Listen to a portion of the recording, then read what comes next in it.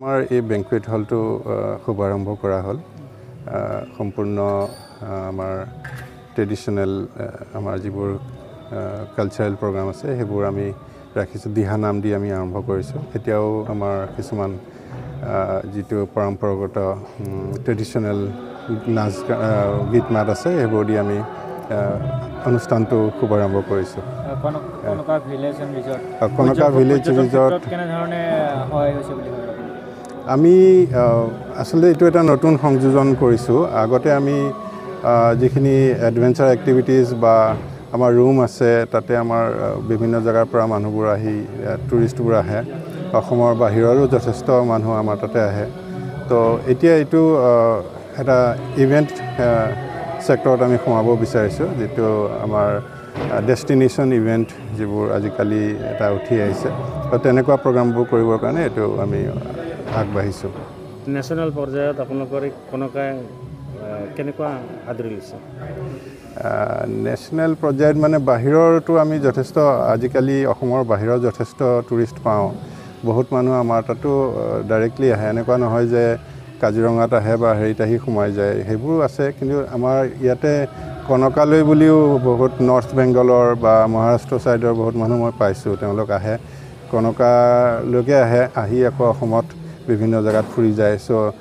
আমি ভাবিছোঁ যে আমাৰ যি পৰ্যটন ক্ষেত্ৰখনত আমি এটা ভাল ভূমিকা ল'ব পাৰিছোঁ আৰু আহি থকা দিনবোৰত আৰু বহুত কিবাকিবি কৰাৰ প্লেন আছে এডভেঞ্চাৰৰ ক্ষেত্ৰত হওক বা ইভেণ্টৰ ক্ষেত্ৰতো আমি আৰু আগবাঢ়িবলৈ চেষ্টা কৰি আছোঁ এই ব্যৱসায়ী হিচাপে কেনেকুৱা অনুভৱ হৈছে আপোনাৰ ভাল লাগিছে চেলেঞ্জটো বহুত আছে মেইন চেলেঞ্জ ধৰক আমাৰ কেপিটেলটো বহুত কম আমি এটা ছাৰ্ভিচ ক্লাছৰ পৰা আহা আমি চাকৰি কৰা মোৰ মা দেউতাও স্কুলত হেডমাষ্টাৰ আছিলে এনেকৈ শিক্ষক মানে সেইটো বেকগ্ৰাউণ্ডটো আমাৰ বিজনেছ নাছিলে তো এতিয়া আমি লাহে লাহে বিজনেছত আহিছোঁ গতিকে আমাৰ বহুত চেলেঞ্জ মেইনলি কেপিটেলত বহুত চেলেঞ্জ হয় কিন্তু আজিকালি অলপ বেংকবোৰেও অকণমান ফ্লেক্সিবিলিটি দিছে বেংকৰ আৰু গভৰ্ণমেণ্টৰ ফালৰ পৰা স্কিম কিছুমান আহিছে গতিকে আমি সেইবোৰৰ সুবিধা ল'ব বিচাৰিছোঁ আৰু তাৰোপৰি কিছুমান আমাৰ মেন পাৱাৰৰ বহুত প্ৰব্লেম হয় আমাৰ পিছপৰা জেগা ট্ৰেইনড স্কিল্ড মেন পাৱাৰ পোৱাটো অকণমান অসুবিধা হয় যুৱ সমাজৰ প্ৰতি কেনেকুৱা এটা আহ্বান যুৱ সমাজৰ প্ৰতি এটাই মোৰ কথা হ'ল কি আমি কাম কৰিব লাগিব আমি আগবাঢ়ি আহিব লাগিব লোকৰ জাতিবোৰক আমি দোষ দি থাকিলে নহ'ব আমি যেতিয়ালৈকে নিজে আগবাঢ়ি নাহোঁ তেতিয়ালৈকে বেলেগ ৰাজ্যৰ হওক বেলেগ জাতিৰ মানুহবোৰে সেই সুবিধাখিনি ল'বই আমি পৰ্যটন বিভাগৰ পৰা কিবা সহায় সহযোগিতা বিচাৰিব নেকি নাই আজিও আমি পৰ্যটন বিভাগৰ কিছু ব্যক্তিক বিষয়াক এনেকৈ নিমন্ত্ৰণ জনাইছোঁ তেওঁলোকে নিশ্চয় তেওঁলোকে যদি আমাৰ অনুষ্ঠানটোক অলপ আৰু অকণমান এক্সপ'জাৰ দিয়ে আমি সুবিধা পাম ধৰক তেওঁলোকৰ অসম আছাম বা এনেকুৱা বিভিন্ন ধৰণৰ প্ৰগ্ৰাম আছে তাতে আমাক ইনক্লুড কৰিবলৈ আমি ৰিকুৱেষ্ট কৰিছোঁ আৰু তেওঁলোকৰ যিবোৰ বিভিন্ন প্ৰগ্ৰাম আছে তাত আমাক অলপ এক্সপ'জাৰ দিলে আমাৰ বস্তুটো আৰু আগবাঢ়ি যাব কি ক'ব আজি এটা মহান কাৰ্যসূচী হাতলৈ হয় আচলতে আমাৰ কাৰণে গৌৰৱৰ কথা যে আমাৰ শোণিতপুৰ জিলাৰ ঢেকীয়াজুলি সমষ্টিৰ অন্তৰ্গত আমাৰ হুগ্ৰাজুলি পাচনৰ যি কনকা ৰিজৰ্ট এটা গাঁৱলীয়া পৰিৱেশত সুন্দৰ এটা অনুষ্ঠান গঢ়ি উঠিছে আৰু আমি দেখিছোঁ যে আমাৰ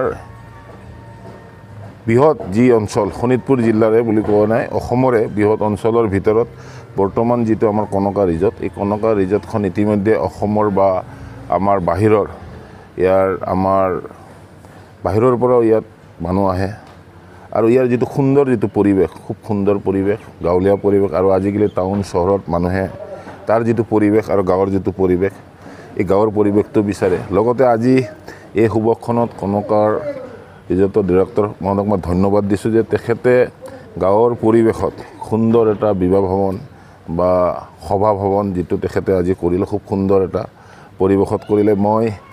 ইয়াৰ পৰা এটাই কথা অনুৰোধ জনাব বিচাৰিম যে আমাৰ গাঁও অঞ্চল বা আমাৰ ঢেকীয়াজুলি চহৰ হয় এই চহৰত যিবোৰ মানে সভা অনুষ্ঠান আছে এই অনুষ্ঠানবোৰ যদি গাঁৱলৈকে লৈ আনে মানে কনকা ৰিজৰ্টলৈ লৈ আনে ইয়াত এটা গাঁৱৰ পৰিৱেশ পাব সুন্দৰ পৰিৱেশ পাব আৰু যিবোৰ অতিথি থাকিব তেখেতসকলেও এটা সুন্দৰ পৰিৱেশ উপভোগ কৰিব পাৰিব আৰু তাৰ বাবে মই এই স্বাগতে সকলোকে আহ্বান জনাওঁ, আহক ৰাইজ আহক, ইয়াৰ পৰিৱেশ চাওক, ইয়াৰ পৰিৱেশৰ লগত লগ লাগি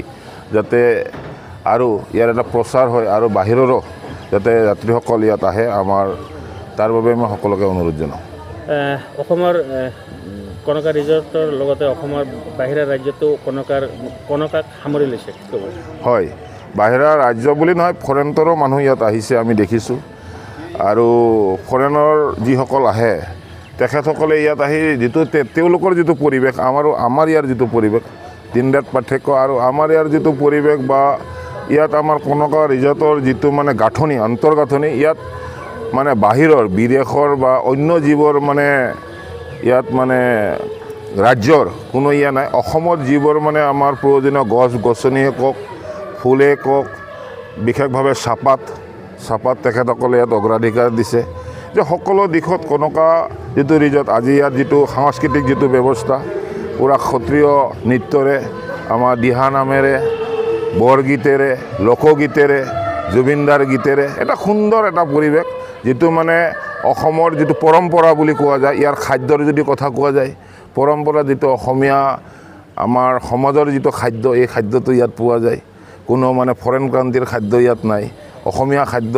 এনে অসমীয়া ইয়াত আহিছোঁ, আপোনাৰ মানে অসমীয়া মানুহে বনোৱা